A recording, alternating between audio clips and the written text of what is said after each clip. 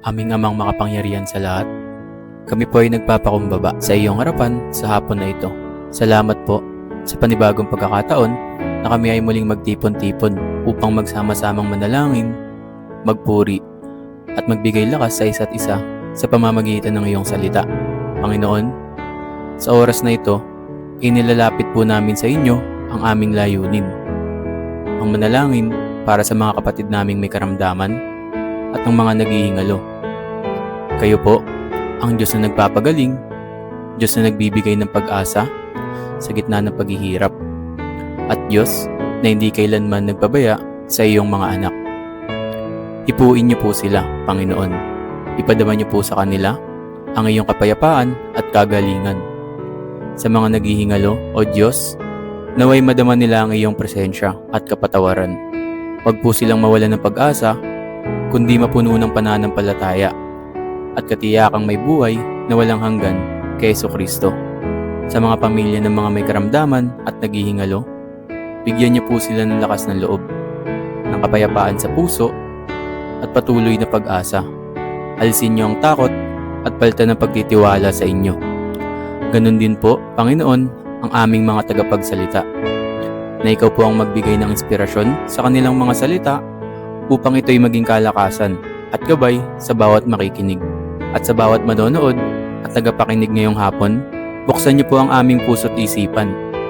Naway hindi lang kami makinig, kundi maging aktibong bahagi ng pananalangin at pagkilos para sa aming mga kapatid na nangangailangan.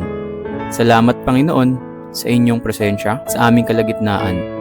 Ang lahat ng ito ay tinataas namin sa pangalan ni Jesucristo na aming Panginoon at tagapagligtas. Amen.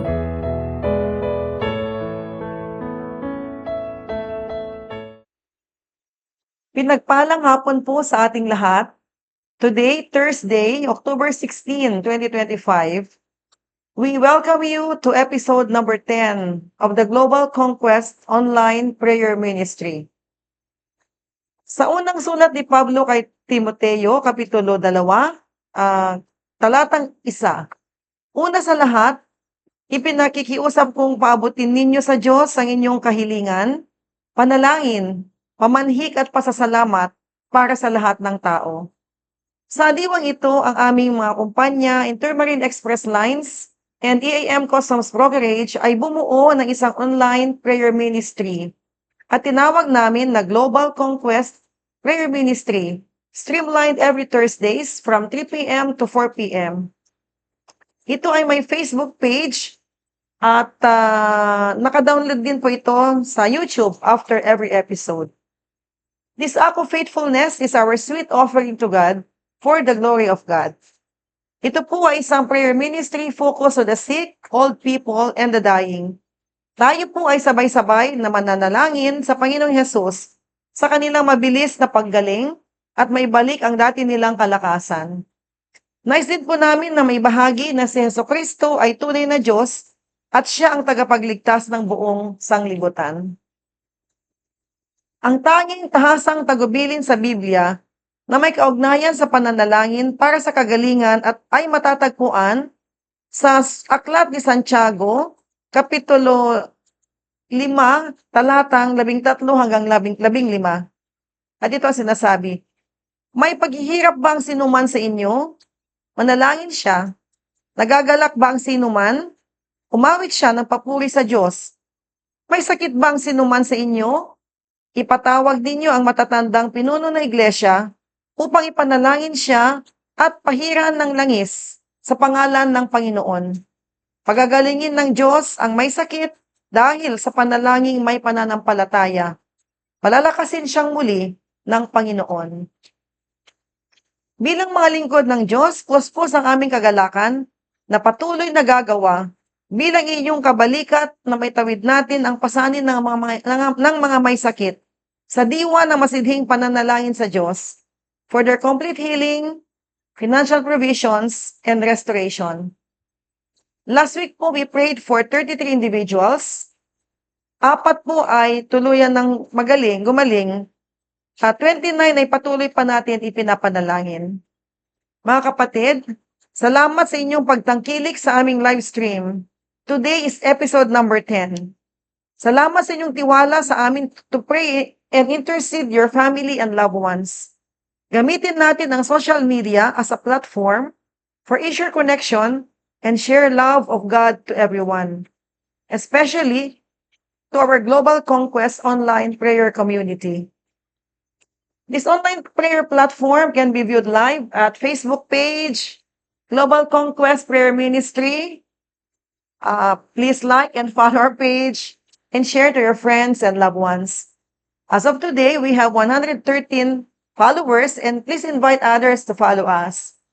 Also, you can watch episodes 5, 6, 7, and 8, and 9 in YouTube. Kindly search Global Conquest Prayer Ministry. Again, my dear friends, we welcome you to this sacred space of prayer. As we continue, let us cast all our worries and focus our hearts and minds on the Lord. May we find comfort, healing, and guidance as we come before the Lord. In this platform, we set aside distractions and come together in unity, seeking God's presence and peace. In Jesus' mighty name, Amen.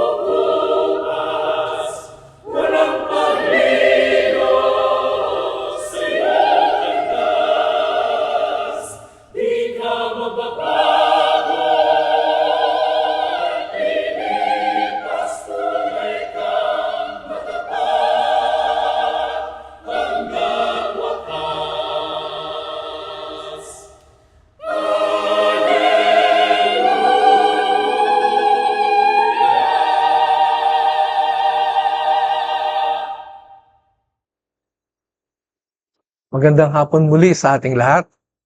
Salamat sa pagbibigay ng pagkakataon ng Diyos sa atin upang magsama-sama sa pagkakataong ito. So, bago ho tayo manalangin ay meron lang akong share na salita ng ating Panginoon. At ako po ay nakikiusap na kung maaari ay i-like nyo po ito, tapos i-share nyo po sa mga friends po ninyo, at pwede po kayo mag-comment upang sa ganun malaman po namin kung ano po yung mga request po ninyo. Baka kailangan nyo pong ipanalangin, may mga kaibigan kayo na may mga karamdaman, kamag-anak, o baka din kayo ay may karamdaman ay maaari po natin itong ipanalangin. Ito po ang intention ng ating world conquest na ito, global conquest na ito, para makatulong, maipanalangin, maipaabot sa Diyos ang karamdaman ng sinuman. Kaya po, magagawa po natin to kung palagi ho natin isi-share sa ating mga kaibigan. Sige po, kagaya po ng sabi ko, bago po ako manalangin mamaya, ay meron lang akong share na salita ng ating Panginoon. Dito po makikita ito sa Mateo chapter 14, verse 34 hanggang 36. At ganitong sinasabi sa wikang Tagalog. Ano po? Sabi, tumawid sila sa lawa at dumating sila sa baybayin ng Genezaret. Si Jesus ay nakilala ng mga taga roon at agad nilang ipinamalita ang kanyang pagdating. Kaya't dinala ng mga tao ang lahat ng may sakit sa buong lupaing iyon. Hiniling nila kay Jesus na mahawakan man lamang ng mga may sakit ang laylayan ng kanyang damit, at ang lahat ng gumawa nito ay nagsigaling. So, nung nandun na si Jesus, nakiusap yung mga tao doon na kung maaari ay mahipo man lang yung kanyang laylayan ng damit. At nung lahat ng humipo sa laylayan ng damit, nakaranas ng kagalingan sa kanilang karamdaman. Pambihira, nakaka-amaze. Hinipo lang nila ang laylayan ng damit ng ating Panginoon, naibsan ang kanilang karamdaman. Kaya po, ang tanong ko po ngayon kayo ba ay tunay na nakaranas ng pagpapagaling ng ating Panginoon? Kung hindi pa ho, maganda ho na lumapit tayo sa ating Panginoon. Ang biblical idea ng pagpapagaling ng ating Panginoong Hesus sa karamdaman ng tao ay nag-uugat sa kanyang habag. Ang pagpapagaling ng ating Panginoon sa sino mang tao ay nagsisimula yan sa kanyang habag at sa kanyang banal na kapangyarihan at ang pangakong ganap na papanumbalikin sila sa kaharian ng Diyos. Ito po ang desire o intention ng ating Panginoon. Kaya siya nagpapagaling, ipinaparanas ang kagalingan sa sinumang taong nais, dahil ang ating Panginoon ay habag na habag at meron siyang banal na kapangyarihan, at ang isa doon na dahilan ay ibig ng Panginoon sila'y manumbalik sa Diyos o sa kanyang kaharian. Ang kanyang pagpapagaling ay kapahayagan ng kanyang pagiging tagapagligtas. Ang pagpapagaling ng ating Panginoon, yan ay katunayan na siya ay tagapagligtas. Kaya nagpapagaling siya sa anumang karamdaman, maging ito ay spiritual o physical na karamdaman. Ipinapakita din ito na ang kapangyarihan niya ay naroon sa kaharian ng Diyos. Kaya nga, ang kapangyarihan ng Diyos ay sumisilang o dumarating sa mundo, hindi lang sa kaharian ng Diyos, kundi sa mundo, sumisilang o dumarating ito. Ang pagpapagaling ng ating Panginoon. Kaya po, dito po sa ating pag-aaralan ngayon sa Mateo chapter 4:14 ay si Mateo nagpapakita na ang katangian ng mga tao ay makikita sa ngayon. Sa chapter 14, ay ang idea ni Mateo, ipinapakita niya diyan kung ano ang mga katangian ng tao ngayon, sa panahon natin ngayon, in our present age, ano? Ipinapakita niya, ito yung makikita sa chapter 14. At dito po, makikita din natin sa pagbabahagi sa verse 1 to 12, si Kristo bilang lingkod ng Diyos ay makakaranas ng mga pagsubok at hindi lang pagsubok, mararanasan niya ang mamatay alang-alang sa pagsunod sa kalooban ng Diyos. At sa verse 13 to 21, makikita din natin na si Kristo ay naglilingkod upang i-provide ang pangailangan ng tao. Kaya nga si Jesus ang tinapay ng buhay para sa mga tao. At itong pag-uusapan natin ngayon ay yung si Jesus ay nananalangin upang magkaroon ng kaligtasan ang mga tao. Ano? Maingatan ang mga tao, mabigyan ng protection. Kaya nga, ito po ang ating maikling pag-uusapan ngayon. Sabi sa verse 34 ng Mateo chapter 14, verse 34, tumawid sila sa lawa at dumating siya sa baybayin ng Genezaret. Sa lupain ng Genezaret, mula sa bansang ito, nagmula ang pangalang dagat o lawa ng Genezaret. Ano? Yung lupain ng Genezaret, mula diyan sa bansang yan, nanggaling ang pangalang dagat o lawa ng Genezaret. Sa distritong ito, sa kanlurang bahagi ng lawa, matatagpuan naman doon ang lungsod ng Capernaum at Tiberias. Ano po? Yun ay sa lupain ng Genezaret. Yun ang sinasabi, ano? Sa baybayin ng Genezaret. Ikalawa, sa verse 45, sinasabi, si Jesus ay nakilala ng mga taga roon at agad nilang ipinamalita ang kanyang pagdating. Kaya't dinala ng mga tao ang lahat ng mga may sakit sa buong lupaing yon, ano? Ang bira to, ang ganda nito, no? So, nung si Jesus ay nagawi doon, nakita ng mga tao si Jesus. At nung nakita nila, agad nilang ipinamalita ang ating Panginoon na, mga kababayan, si Jesus na makapangyarihan ay naparito sa atin. Kaya ibinalita, kaya dinala lahat ng mga taong may sakit sa buong lupaing yun kay Jesus ang mga tao. Ang mga tao sa lugar na yon ay nakakakilala sa Kanya. Nakikilala nilang muli, nakita nilang muli ang ating Panginoon. Nasaksihan nila ang Kanyang mga himala bago pa siya pumunta. Matagal na nilang nasaksihan.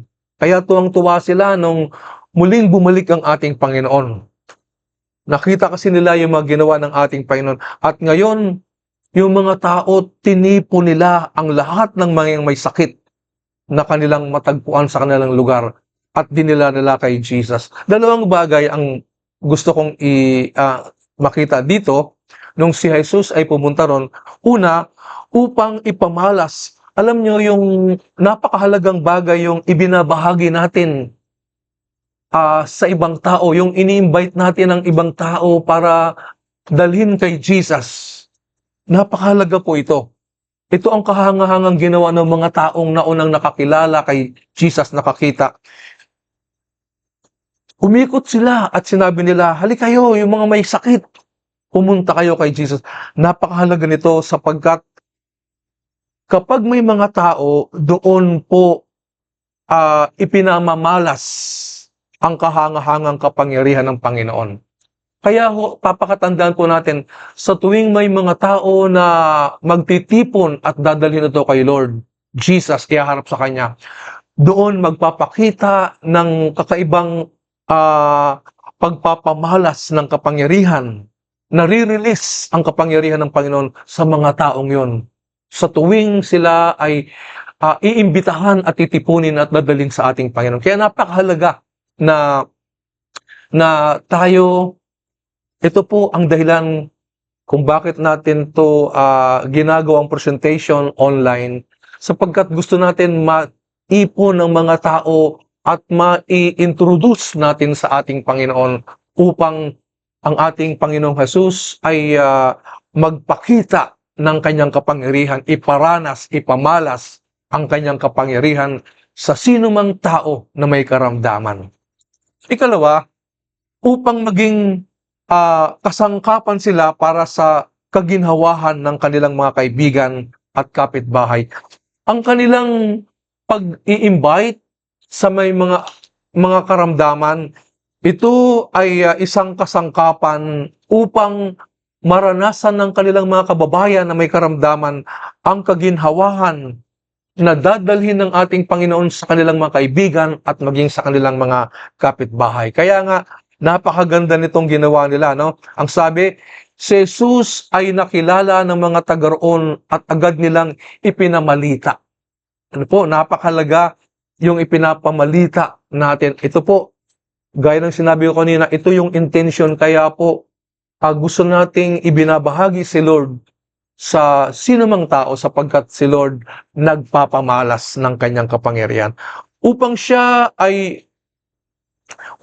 ang ating Panginoon ay makakilos ng kapareho kahit na noon at hanggang ngayon, maaari siyang magpamalas ng kanyang kapangyarihan.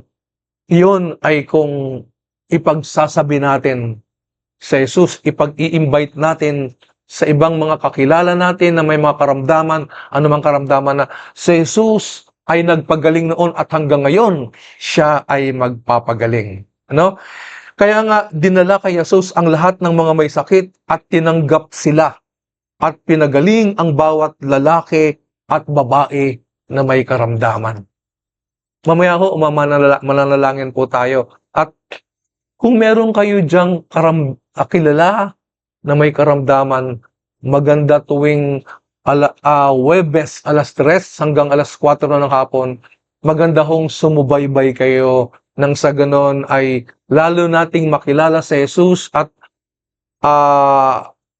iparanas sa atin ang kanyang pagpapamalas ng kapangyarihan.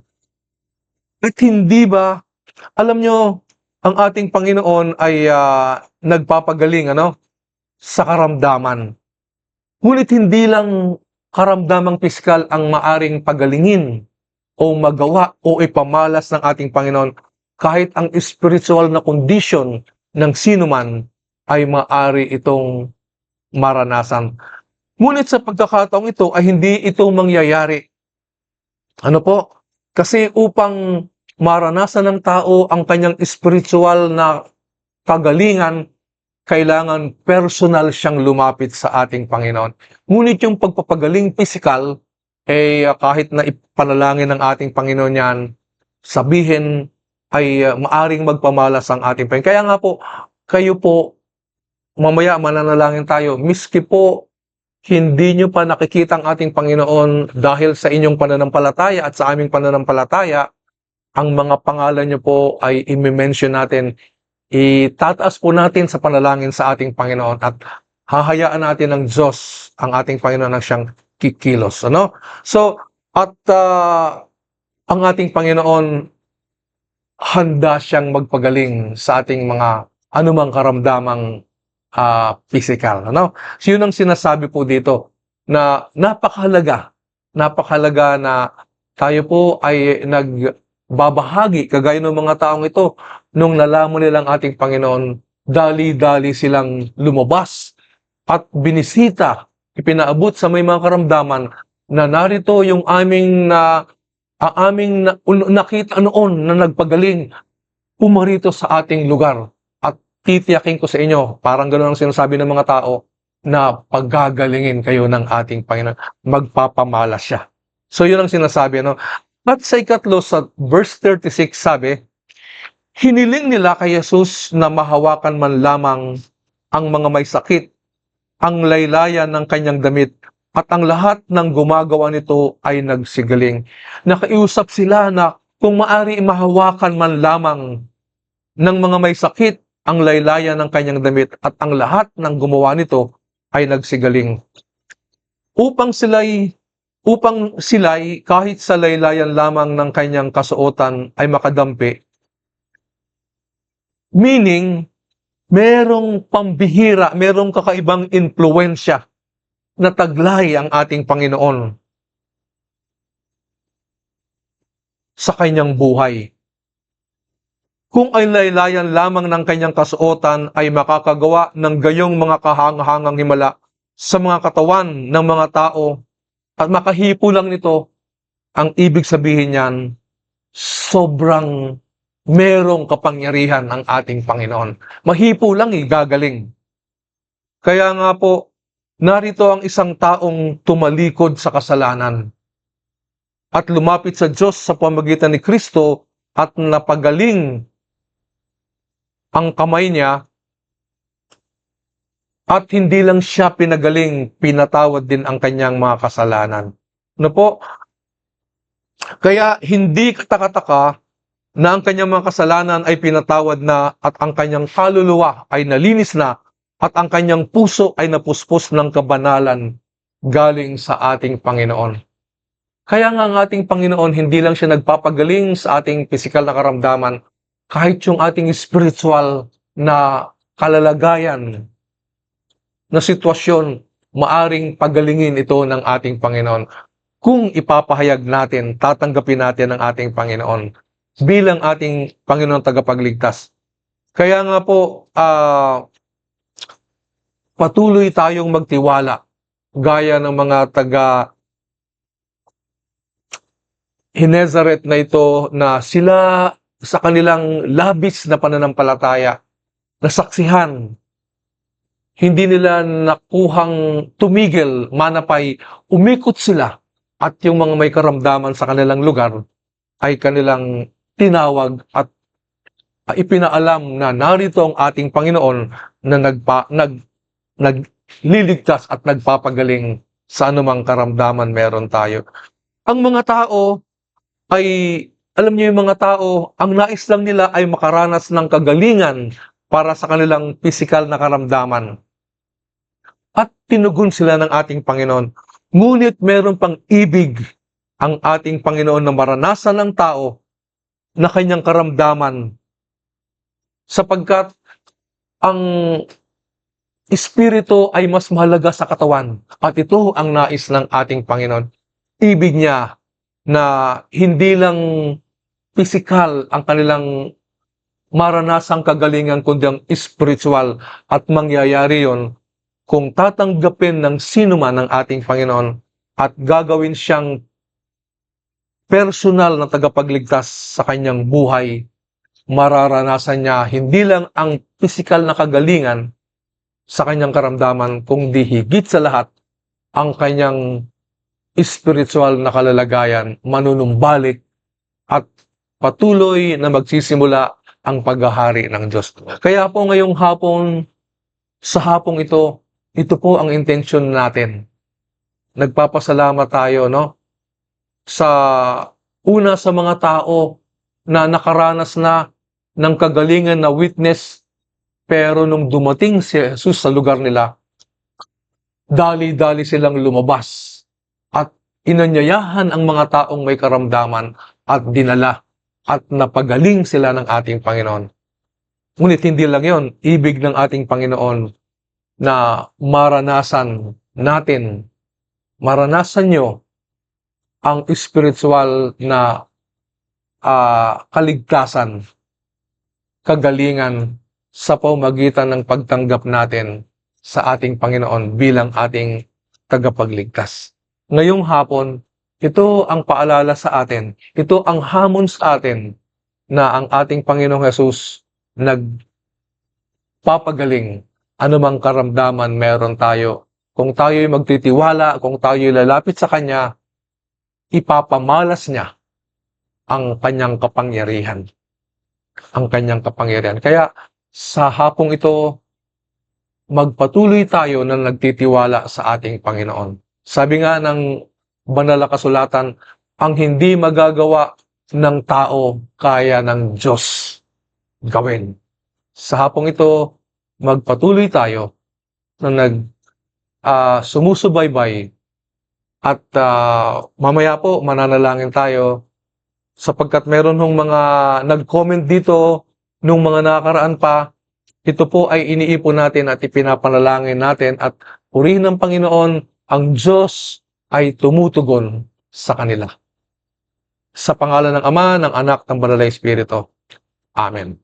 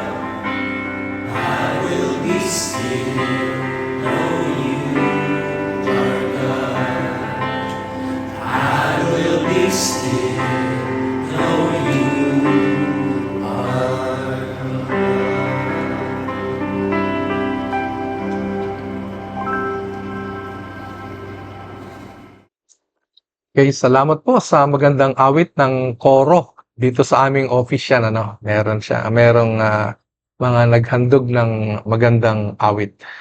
Pagpatuloy ho tayo sa ating gawain at darako na po tayo sa ating panalangin. Ito pong ating may pinapanalangin. Ito po yung iba po rito ay mga ilang linggo na.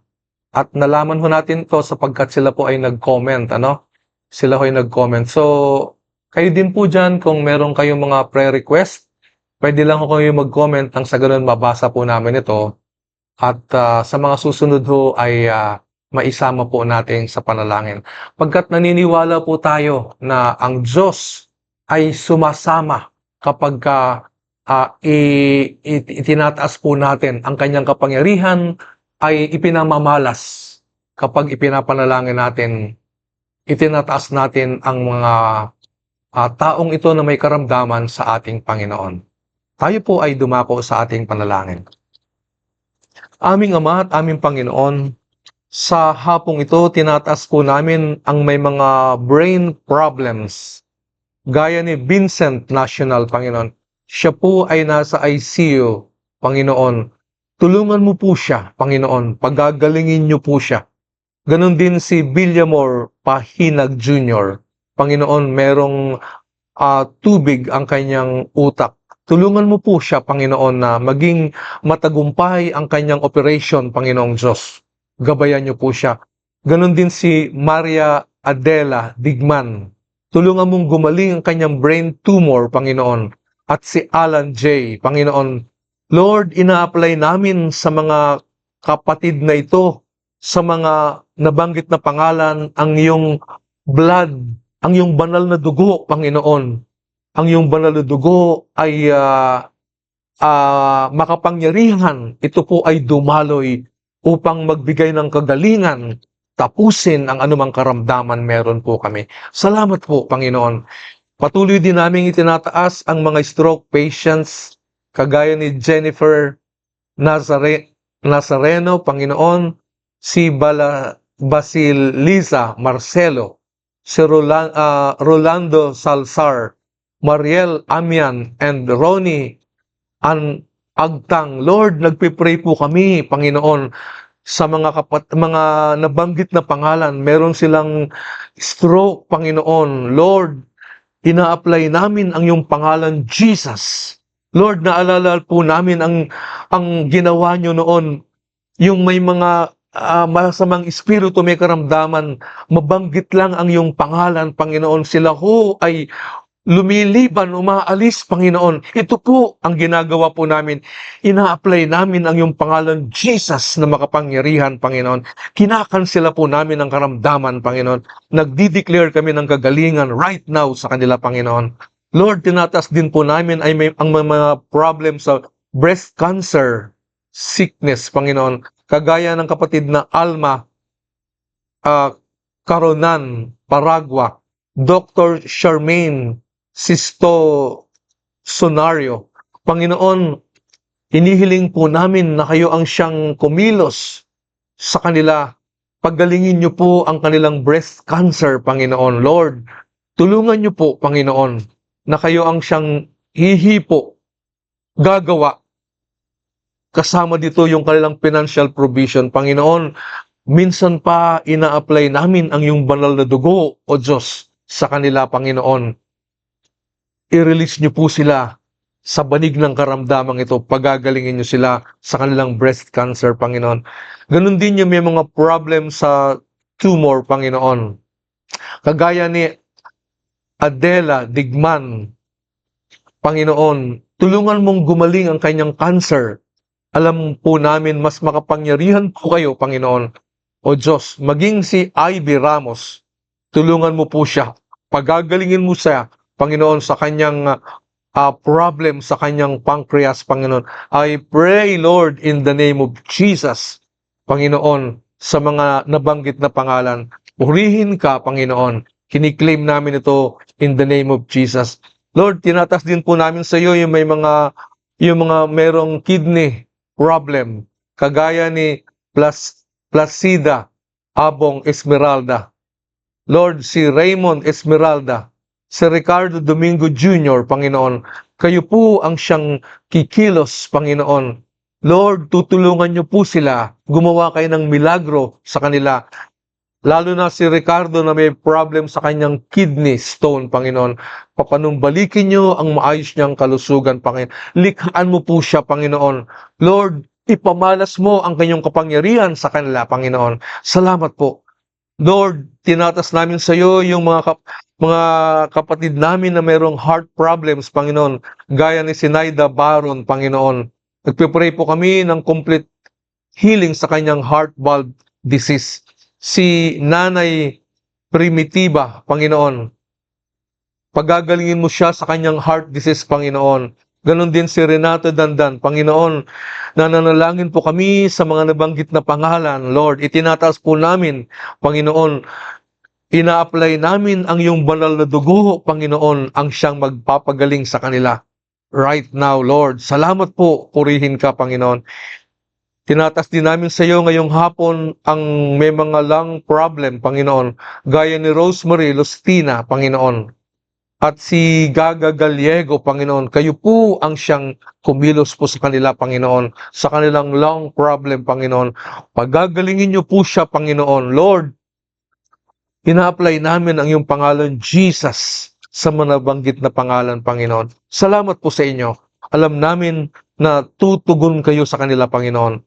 Lord, tinatas din namin ang mga may problem sa stomach, Lord. Gaya ni Benilyn Perez, Panginoon. Tulungan mo po ang kanyang problem sa stomach, Panginoon. Pagagalingin mo po siya, Panginoon. Ganon din si John Patrick, Lord, Meman. Pagagalingin mo yung kanyang hyperacidity, Lord. Kinakansela namin ito by the blood of Jesus. Lord, kinakat namin ito, Panginoon, in the name of Jesus. Salamat po sa inyo. Purihin ka, Panginoon. Purihin ang iyong pangalan. Patuloy namin itinataas ang mga kapatid namin na mayroong hypertension, kagaya ni Mar Valencia, Panginoon, at Jonathan Lilio, Panginoon. Kayo magbibigay ng kagalingan, Lord, sa kanilang high blood. Paggagalingin, tulungan mo po silang mag-normalize ang kanilang blood, Panginoon. At Lord, yung prostate disease, Panginoon, at high blood ni Mr. Lilio, Panginoon, paggagalingin niyo po, Panginoon. Salamat po. Ganun din si Esmeralda Acebo, Panginoon. Yung kanyang back pain, Panginoon, tulungan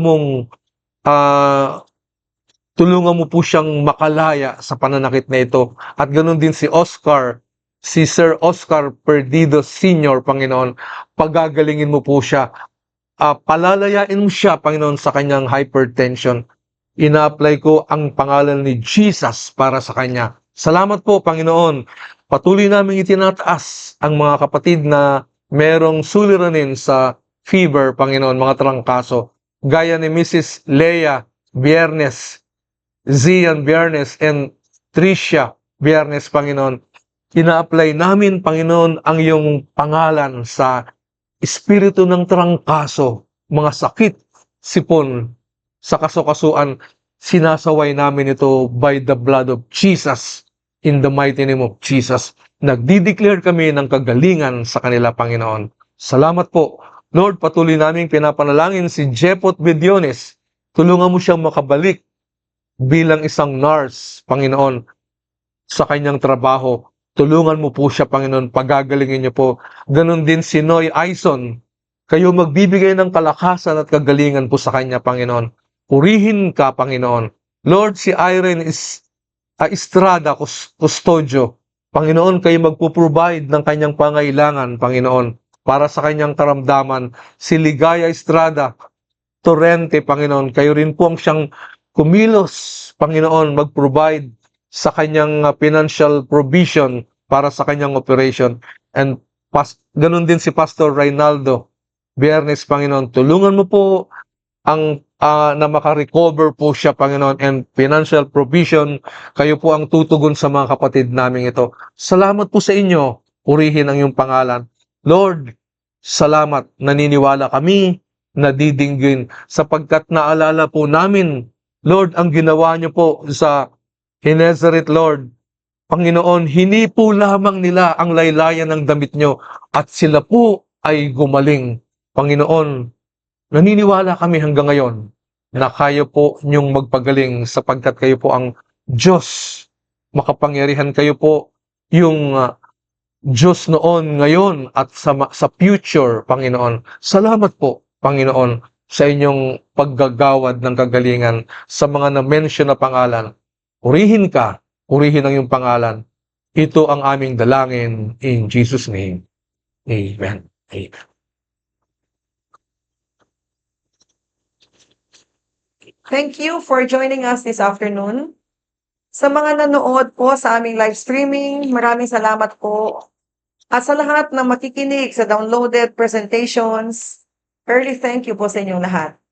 Salamat po sa mga ibang mga kapatid namin at mga kaibigan na sumubaybay sa aming live streaming. Thank you so much kay Joy Abrogar, Salamat po kay Ate LV Gutierrez Bejones. Thank you po, ate. My friend Irene Estrada Custodio, Dea Padel Samson, kapatid na Eliseo Pagdato, Kuya EA, thank you po. Miss Abs Dato, kapatid na Luz Padel Nalaunan, thank you sis. Daisy Javier, Cheryl Capua, Nits C, thank you Nits. Erica Marie Raet, hi Erica, thank you. Reverend Atanasio Ilag Jr. at aming kaibigan na si Ana Hilado de Leon. Mga kapatid, this is a very noble ministry. Kapag may mga kamag-anak kayo na may sakit, pwede ninyo pong isulat mga names po nila sa comment section at may sama natin sa ating pananalangin. Pakiusap din namin na tawagan or i-message nyo po kami kung gumaling na ang ating ipinapanalangin. Please again follow and share our Facebook page, Global Conquest Prayer Ministry. Ayan, para lumawak po ang ating community. As we close, may the peace of God be with you. May God bless you and keep you and guide you in all you do. Amen. Magandang hapon po at magkita-kita tayo muli sa October 23, 2025. Same time, 3 o'clock to 4 o'clock p.m. dito sa aming live streaming. God bless us all. Bye!